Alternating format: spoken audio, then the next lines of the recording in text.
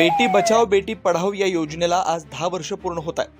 त्या अनुषंगाने सातारा पोलीस दलातर्फे बेटी बचाओ बेटी पढाओ योजनेच्या जनजागृतीपर रॅलीचं आयोजन करण्यात आलं होतं। वरिष्ठ कार्यालयाच्या आदेशानुसार दहिवडी पोलीस ठाण्याच्या वतीने देखील दहिवडीमध्ये सुद्धा बाईक रॅलीचं आयोजन करण्यात आलं होतं। या रॅलीमध्ये सहाय्यक पोलीस निरीक्षक अक्षय सोनवणे यांच्यासह महाविद्यालयीन विद्यार्थिनी, अकॅडमीतील विद्यार्थिनी, पोलीस ठाण्यातील महिला पोलीस सहभागी झाल्या होत्या। बेटी बचाओ बेटी पढाओ या योजनेबद्दल आणि महिलांची सुरक्षितता याबद्दल जनजागृती करणारे फलक या बाईक रॅलीतून दहिवडीभर दाखवण्यात आले। दहिवडी कॉलेजमधून निघालेली ही रॅली संपूर्ण दहिवडीभर फिरून परत दहिवडी कॉलेजमध्ये जाऊन दहिवडी पोलीस ठाण्यात पोहोचली। खबर गावाकडची, संपादक नितीन वाघमोडे, दहिवडी।